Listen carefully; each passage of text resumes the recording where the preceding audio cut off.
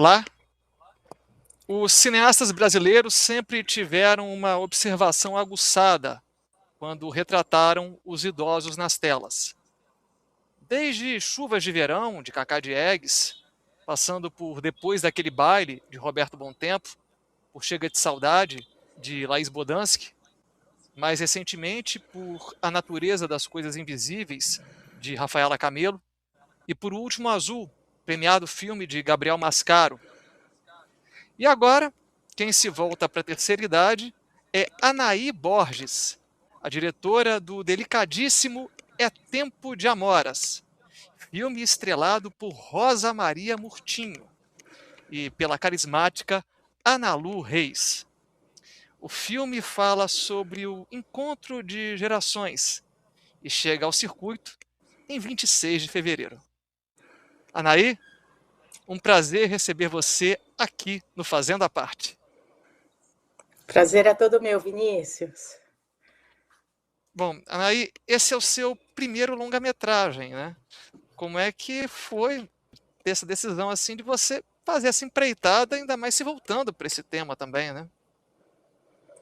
Sim, eu tenho uma personagem, a Pet, a Petrolina Pet para os amigos. Ela é uma personagem que eu desenvolvo desde 2012 e já tenho outras obras com ela, de curtas metragens a animações.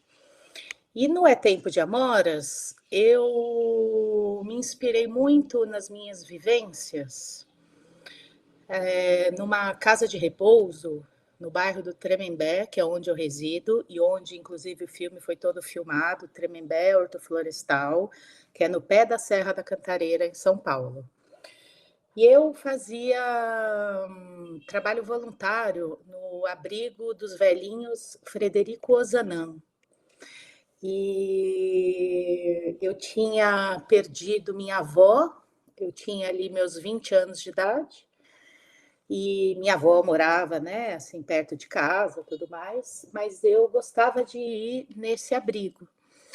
E com a perda da minha avó, eu percebi que a minha relação com as vovós ali dentro era uma tentativa de suprir essa falta que eu tinha da minha avó. Elas se tornavam avós, de alguma forma. E então, unindo toda essa vivência, era um abrigo também coordenado por freiras, onde eu me inspirei em muitas personagens. A Teresa, eu me inspirei numa senhorinha também que eu assistia, né, dentro desse abrigo, a própria Pasqualina. E assim eu fui criando todo esse repertório da terceira idade. Quando eu sentei para fazer o filme, eu pensei, e se a Pet quisesse ter uma avó? Então foi assim que nasceu o filme, de experiências biográficas, porque a Pet também ela representa o meu alter ego infantil, de alguma forma, mas também ele é fruto de livros que eu li, de filmes que eu assisti, e aí surgiu É Tempo de Amoras. E imagino como deva ter sido rico para você, né, rica essa convivência, né, com as senhoras, né, com quem você trabalhava, né, com quem você conviveu nesse período na casa de repouso, né? Foi muito, muito. Foi ali que eu vi como os extremos da vida, eles se intersectam, né? Tem uma intersecção entre eles. Então, quando dizem que os idosos voltam a ser crianças, não é bem criança, né? Porque é o velho sábio, é o velho com a sua sabedoria. Porém, com leveza, com querer curtir a vida, curtir os momentos, curtir os afetos, viver na presença. Isso é uma coisa que a criança tem muito, viver na presença. E o idoso, essas senhorinhas com as quais eu convivi, viviam no estado de presença. E inspirações mais diretas, né? Por exemplo, essa Elvira, ela usava aparelho de audição. E aí ela tirava, era muito engraçado, porque ela tirava e ficava de boa. Aí eu chegava lá para visitar a Elvira e aí ela me via, já colocava o aparelho, mas você via que ela estava lá, assim, em paz, assim, sem querer ser disturbada, né? Assim. E a partir disso, como é que foi você desenvolver a Pasqualina também? Essa personagem, como é que foi para você no roteiro desenvolver a Pasqualina, a protagonista do filme? Isso, a Pasqualina, eu também. Era uma questão assim de uma personagem que tem uma ferida existencial e se encontra neste momento da vida. Então, para desenvolvê-la, a coisa que eu mais gosto assim nas minhas obras é a ideia da alegria e da melancolia. Então, personagens que são vivazes, que têm muita vitalidade, que têm elegância, que têm ironia. E então eu fui construindo a Pasqualina assim, essa senhorinha muito livre também, assim, né? Eu gosto da ideia, seja para a criança e para o idoso, a ideia do corpo no mundo. O corpo que cria relações, jogos, brincadeiras, né? Então, foi assim que eu fui desenvolvendo a Pasqualina, com referências também referências de vida mesmo, assim, da minha avó materna, e assim a gente vai dando esse aspecto de verdade para uma personagem, né? A gente vê que nela tem o saudosismo também, né, da vivência dela, mas que ela mantém um desejo, né? Ela mantém não só a lucidez, mas também um desejo, né? Como é que foi mesclar isso no roteiro? É, o desejo da Pasqualina é o desejo de viver.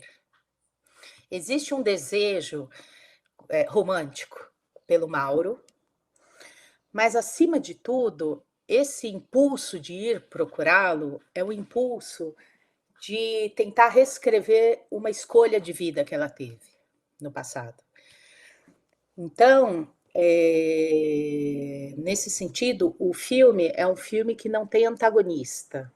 Não existe a figura de um antagonista. O que existe são as escolhas que as personagens fazem e a consequência das escolhas nas vidas delas. É isso. E esses são os conflitos, né? Então, você falou uma coisa interessante sobre o desejo. Uma vez eu ouvi do Piero Tosi, que é um figurinista italiano, faleceu já, mas ele fez 25 anos de parceria com o Luchino Visconti. Ele disse assim para mim: a tela branca do cinema é um lençol onde nós projetamos os nossos desejos. Então, com o É Tempo de Amoras, eu quis fazer um filme sobre desejo, que é esse desejo da menina que quer ter uma avó, da idosa que quer recuperar um amor do passado, o desejo pela vida, né? O desejo e o sonho.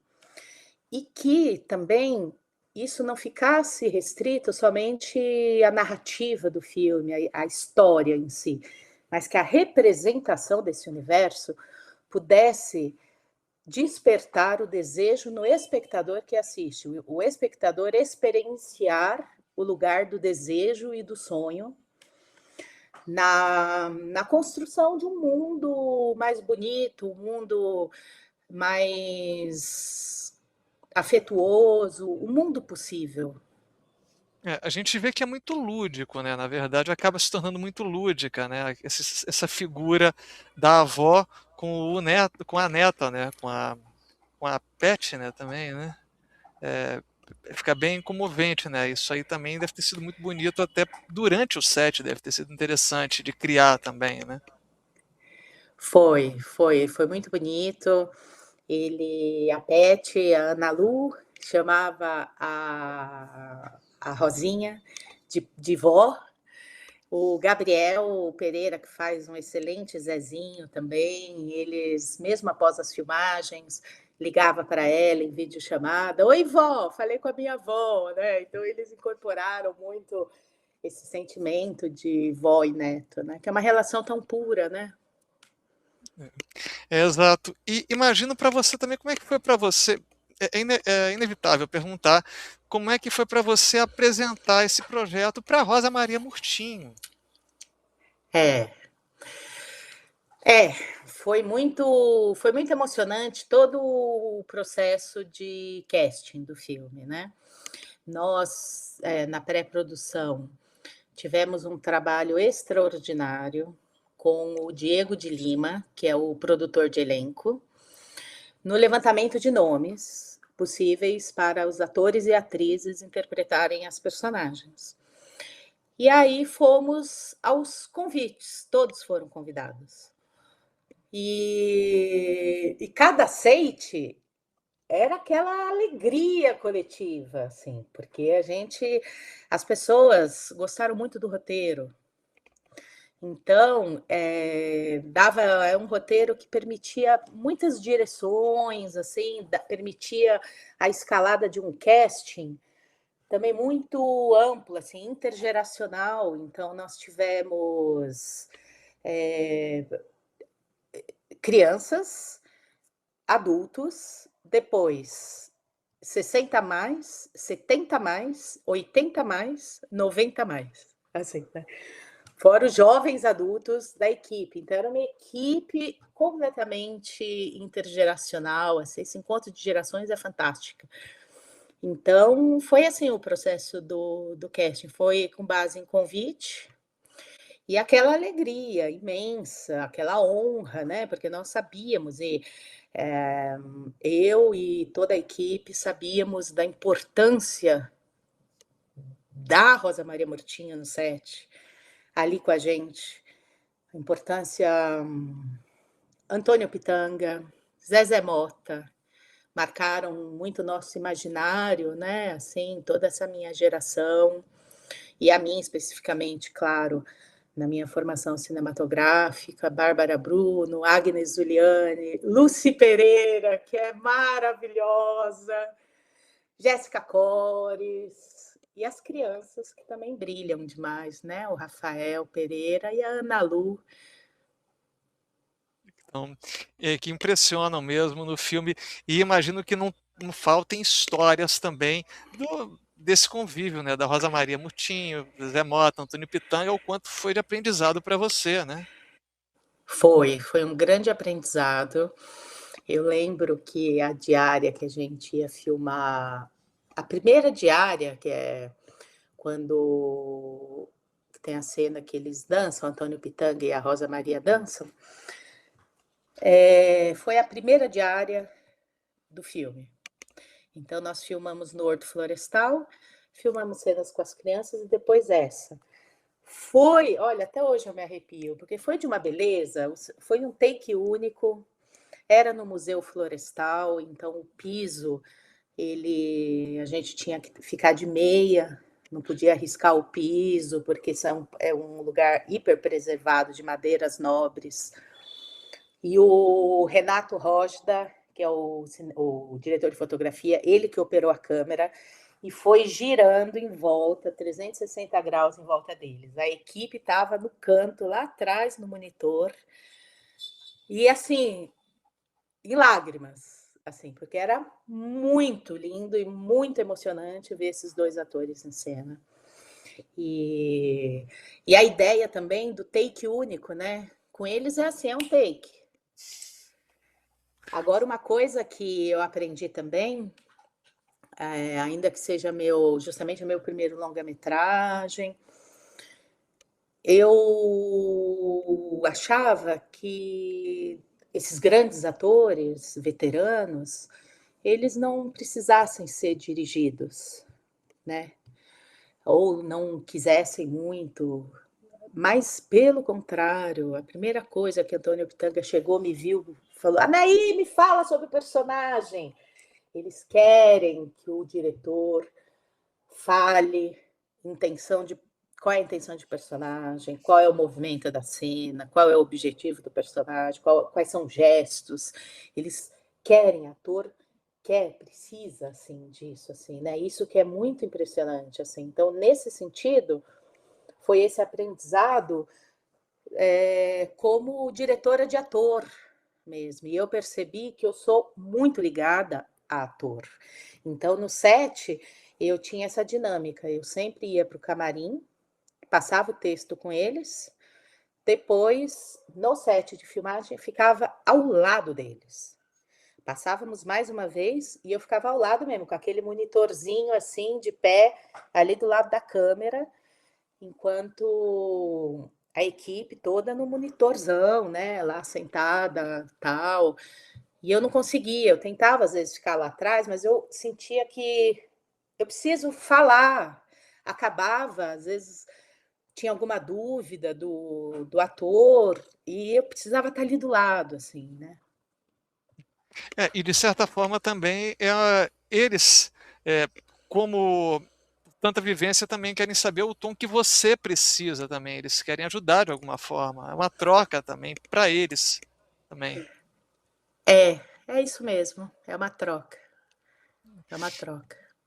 E você também dá espaço para a família Bruno Goulart, né? A Vanessa Bruno. Como é que foi também a convivência com elas?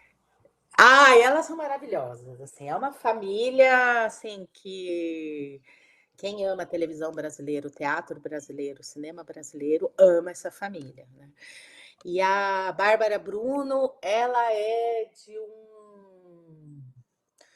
de uma leveza, sabe? De uma seriedade. Ela quer o texto, passa de novo, é assim, é assim, é assim. Aí vamos brincar agora. E brinca. E a Vanessa Goulart é outra, assim, que está no sangue, né? Anos de estudo, de trabalho dela e consolidados, né? E ela também. Então, elas duas juntas, elas trazem o humor para o filme, assim, né? A Teresa, ela é a melhor amiga da Pasqualina, então ela faz esse balanço do humor com a Pasqualina. E o Zezinho é o melhor amigo da Pet, que faz esse humor com a Pet. Então a gente tem esse mundo espelhado, né, entre Pasqualina e Pet.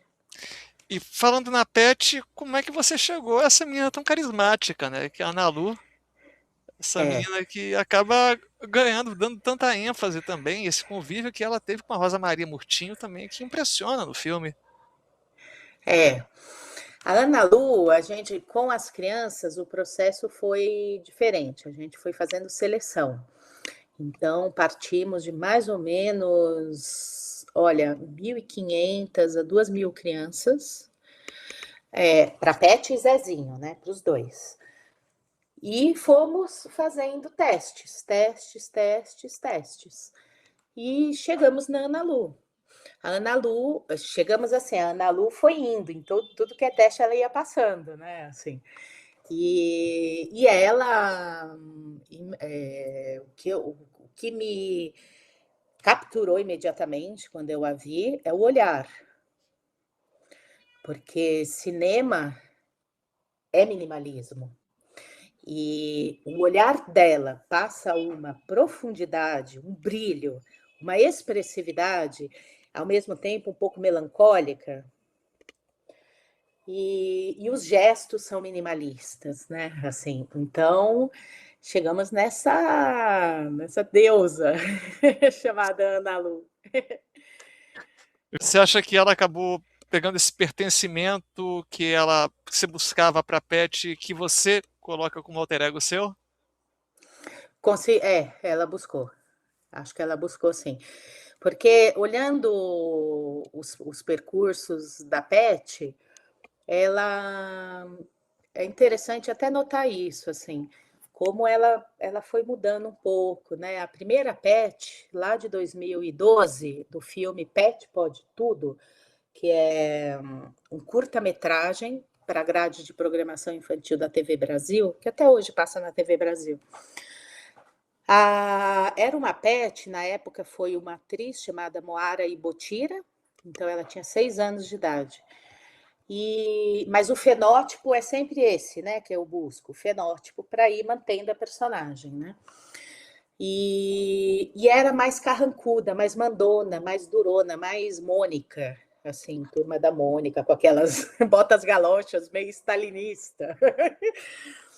E até chegar nessa pet de agora, que tem mais densidade emocional, até porque trata-se de um tema muito caro para ela, né? Assim, não ter uma avó. Então, a gente está falando ali de uma menina que vive um certo abandono, né? Uma situação de um abandono que não é, obviamente, proposital, é o abandono da vida moderna, né? E aí, esse preenchimento que ela gostaria de ter, ela busca na avó, querendo ter a avó, e nasce essa amizade belíssima entre elas, que transforma a vida delas. Inclusive, se falando de abandono, e ela com até a convivência com a mãe também, ela fala muito de ter uma presença também, né? De ter uma presença. Porque aqui a gente está falando de uma mãe recém-divorciada, né? Então, que cria a filha sozinha, o pai nem aparece no filme, na história. Então, uma mãe solo, enfermeira, que faz dupla jornada e dá o melhor, porque se a gente percebe, é um mundo protegido e é um mundo bem cuidado. Então, a Pet é uma menina bem cuidada, mas falta a presença da mãe, que em determinado momento ela reivindica mesmo, né? E aí o filme, o que eu acho bonito é que tem gestos, a cena que ela faz a poção mágica é uma cena que ela pede a primeira poção mágica, ela está fazendo e ela pede, mãe, me ajuda. Não, filha, a gente está atrasada, vamos nessa. Você tem que ir para a escola, tem outro trabalho. Mas, mãe, não, Pet, por favor, meu amor. Aí a Pet fica lá triste. Poderia ter sido cortado aí a cena para potencializar a dor da Pet. Só que eu não quis fazer isso, né? Aí eu quis mostrar que depois a mãe ela respira, acha uma solução e fala: olha, filha, o que você acha disso? Aí fica tudo bem, assim, né?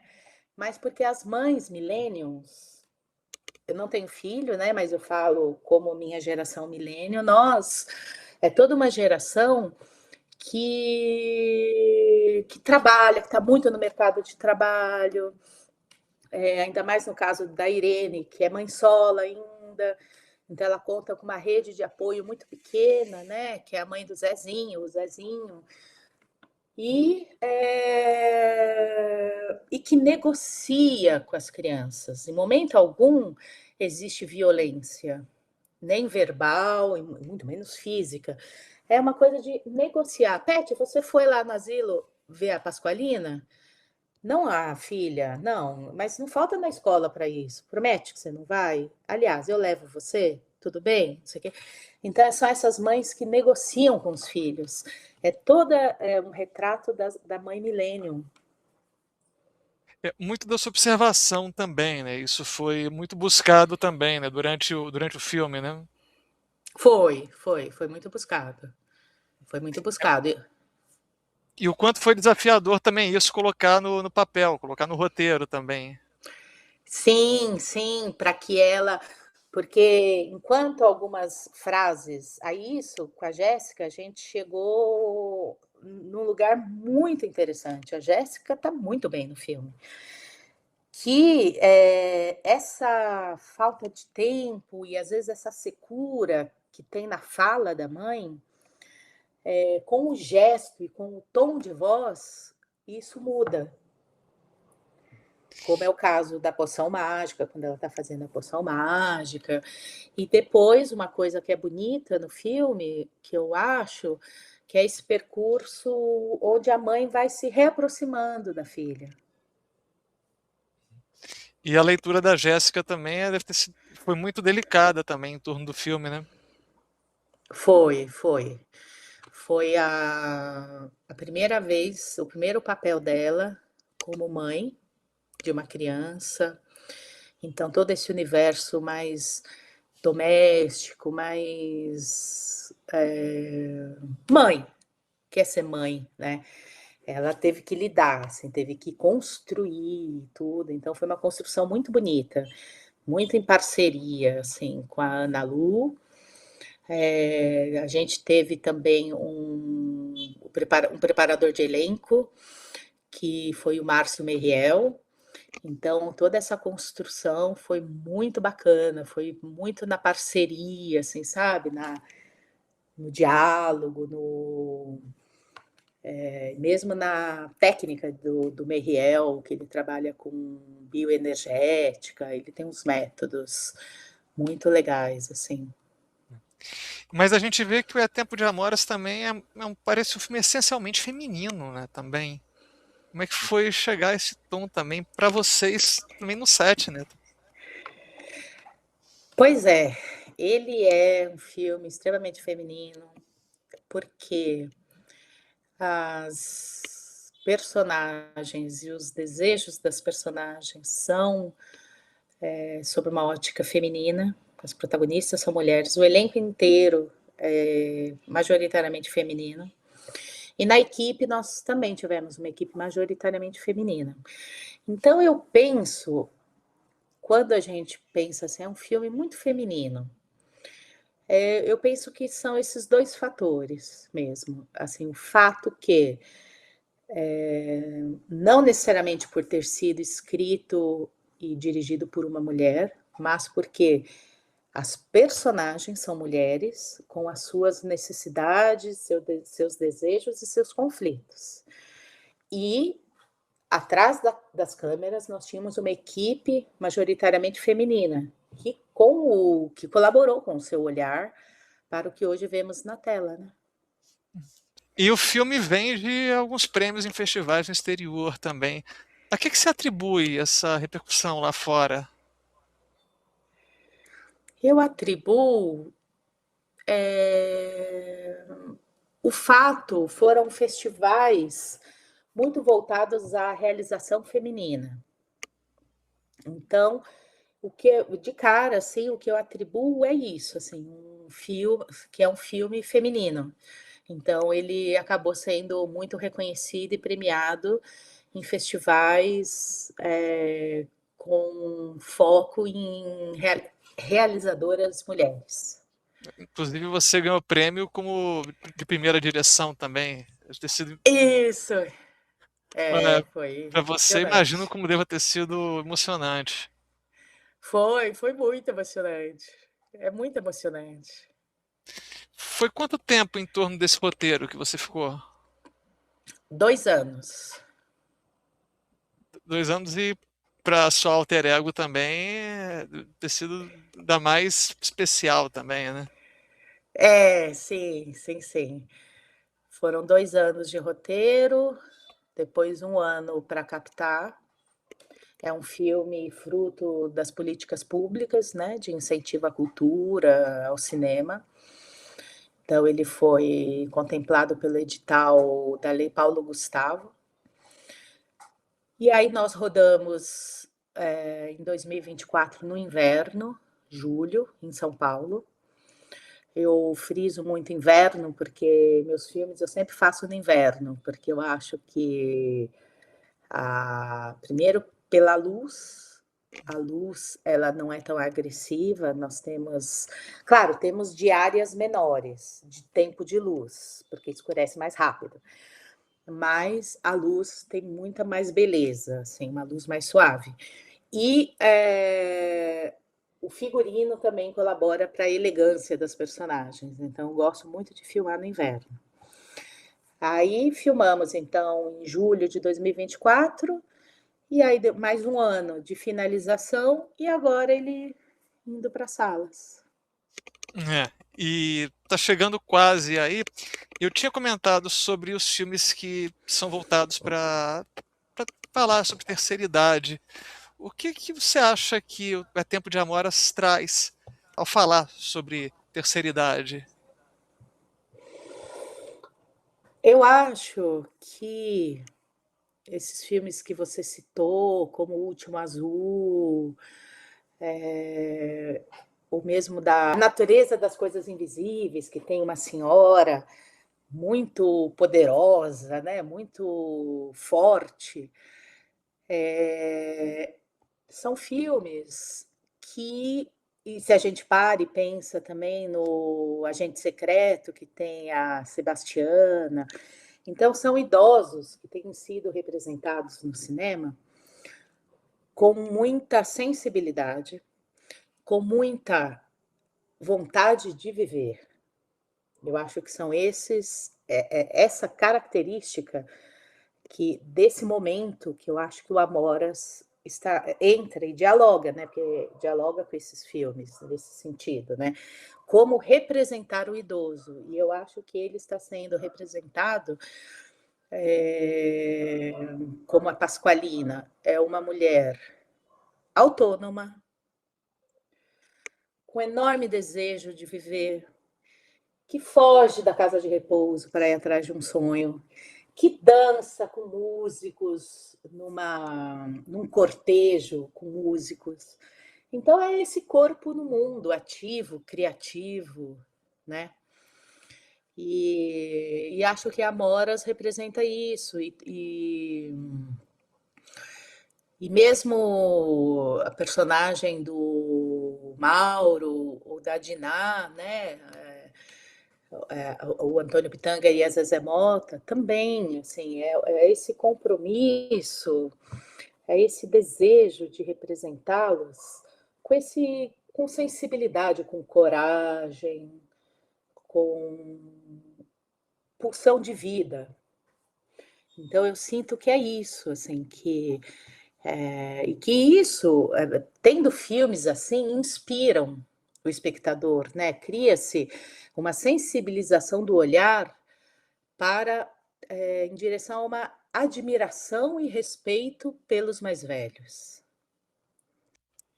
A gente já está encerrando aqui a entrevista. E o que que o espectador pode esperar de A Tempo de Amoras, que está quase chegando aí às telas?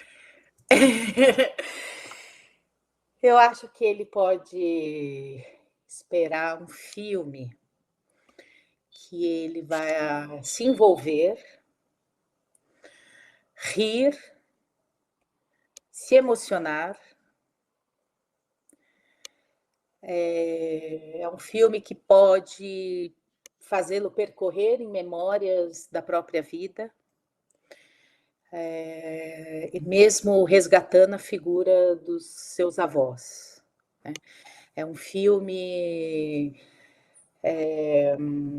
que se pretende representar um mundo possível, um mundo protegido, um mundo de relações verdadeiras, onde a natureza também faz parte da narrativa. Então, em meio a tanta coisa que acontece no mundo, né, assim, de notícias, de coisas de guerras, de coisas assim, é um conteúdo que vai em uma direção oposta, assim, né, que vem trazer esperança e, e alegria e melancolia também, porque faz parte da vida, mas acima de tudo, alteridade. Sem dúvida, e tem uma menina muito doce lá que é alter ego também é da diretora, né? Essa doçura que é a Pet também, né? E é muito divertido o filme também. É um filme divertido, é um filme para todos, para a família, para todos, né? Um grande desejo, né, que eu penso para esse filme era que a família fosse assistir, fosse o pai, a mãe, a criança, os avós, e fosse resgatar essa ida ao cinema da experiência compartilhada, né, na sessão. Eu acho que é esse filme, é um filme sobre afeto, coragem e os laços que escolhemos criar. Sim. Imagina para você agora como tá para lançar o seu primeiro longa-metragem nos cinemas. É, é emocionante, é um sonho realizado. É um sonho realizado, é o filme que chega ao seu público, né, é um sonho realizado. Certo. Anaí, muito obrigado por aceitar nosso convite. Um prazer te conhecer. Parabéns pelo É Tempo de Amoras que está chegando aí. Parabéns por levar aos cinemas o É Tempo de Amoras, um filme tão delicado, tão peculiar, uma assinatura e tanto. Muito obrigado por aceitar nosso convite, por ter prestigiado a gente e pela conversa aqui. Ô, Vinícius, obrigada a você pela entrevista. Foi muito bom falar sobre o filme com você. E, e é isso. Eu que agradeço. E então que venha com muito sucesso É Tempo de Amoras, dia 26 de fevereiro nos cinemas. Uhul! Obrigado. Beijo, Anaí. Obrigada. Um beijo. Obrigada.